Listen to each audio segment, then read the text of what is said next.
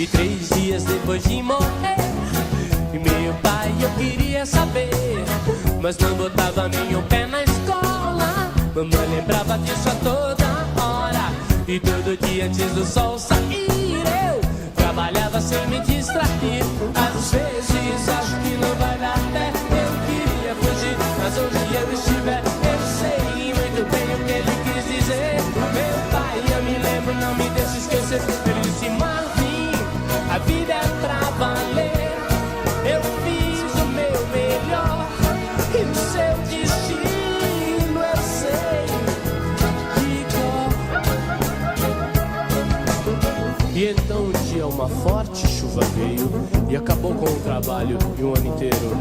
E aos 13 anos de idade eu sentia todo o peso do mundo em minhas costas.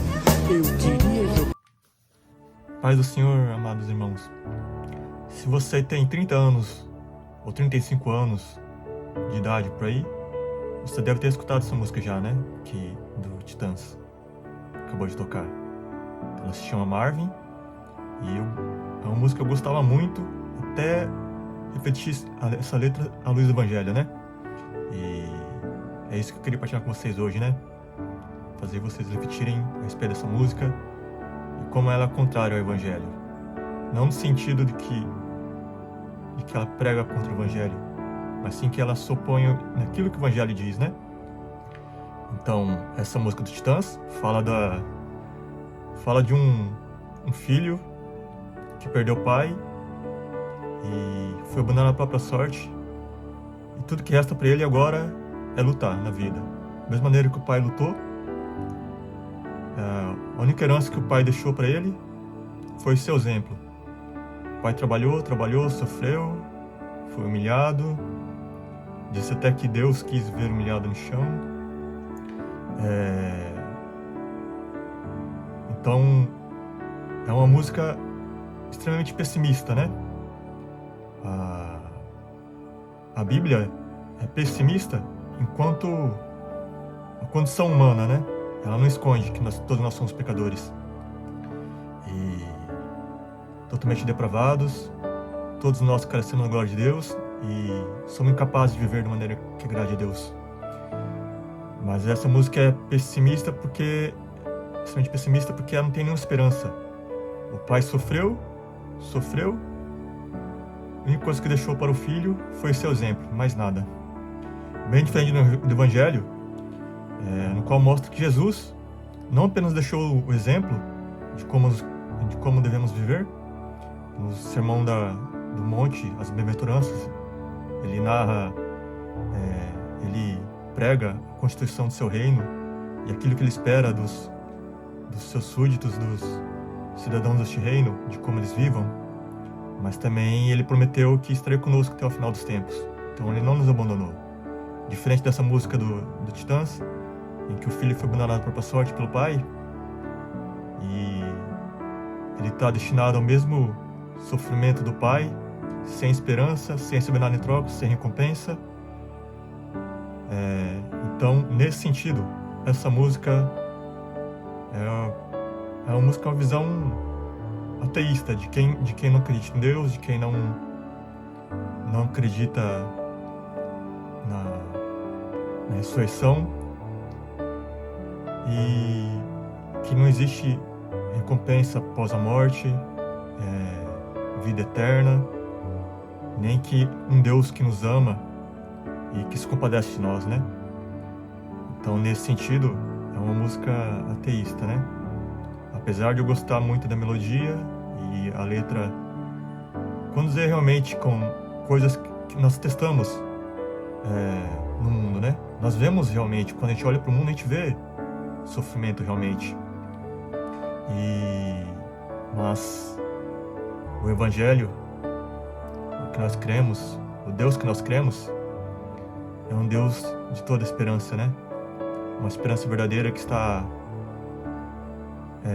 além das coisas que nos cercam, né?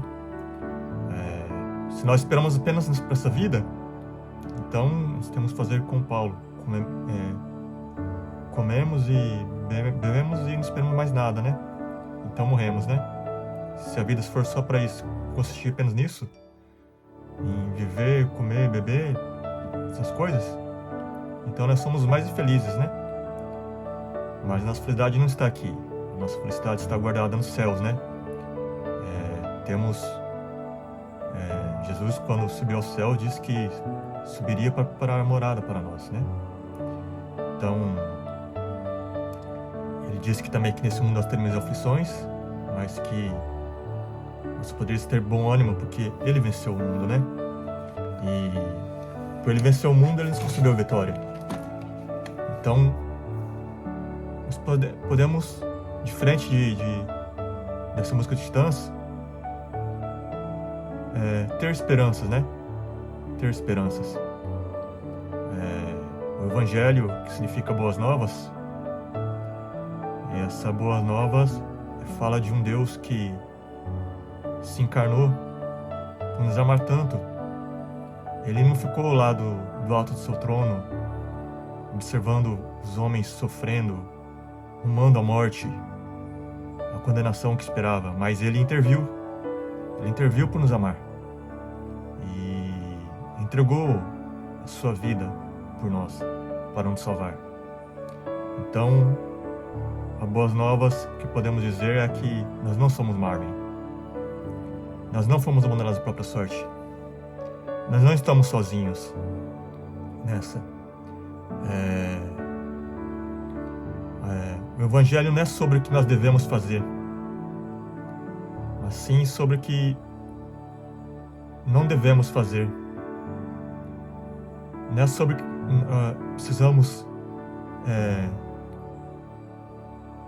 fazer para receber a salvação, mas deixar de fazer, né? O que nós precisamos deixar de fazer? Nós precisamos deixar de fazer abandonar nosso orgulho, nossa justiça própria, nossa tendência de querer controlar o mundo, as coisas, de querer ser Deus, de querer carregar esse fardo pesado que somente Deus tem poder, né, de governar o mundo. Muita gente tenta governar o mundo, as situações que estão além dos nossos controles. E então o Evangelho, nesse sentido, não é sobre o que nós devemos fazer, mas sim sobre o que nós não devemos fazer. Não devemos tentar ser Deus naquilo que só Deus pode ser. Então essa é boas novas. Meu irmão, minha irmã, nós não somos Marvin. Não estamos abandonados à própria sorte. Nós temos um Deus que nos ama, que se entregou por nós. E diferente da vida do pai do Marvin, que tudo que recebeu em troca na vida foi sofrimento e humilhação e mais nada, e a única herança que deixou para o seu filho foi seu exemplo, e que seu filho estava destinado ao mesmo destino que ele. Mas Deus não destinou para isso. Deus nos destinou para a alegria eterna, mas Jesus nos avisou que aqui teríamos sofrimento, mas que em comparação com aquilo que nos espera, com a glória eterna, com a recompensa que virá, porque nada do que fazemos por amor a Jesus, por amor a Deus, será em vão. Ele está recolhendo nossas lágrimas, nossos sofrimentos. Então, diferente dessa música ateísta, nós que cremos em Deus, podemos ter esperança, né? Então, essa é a lição que eu queria deixar, né? E fazer vocês refletirem. Nós não somos Marvin. Nós não fomos abandonados à própria sorte. Jesus mesmo disse: eis que estarei convosco até o final dos tempos. E Ele realmente está. Ele está em nós, no meio de nós. Quando dois ou mais estão reunidos, Deus está ali. Jesus está ali. Quando estamos louvando, a Bíblia diz que Deus habita no meio dos louvores. E Ele também deixou o seu Espírito Santo para habitar em nós. Então, podemos dizer que, diferente de Marvin, não estamos abandonados à própria sorte. Essa é uma música que eu gostava muito, mas depois que eu coloquei a luz do Evangelho,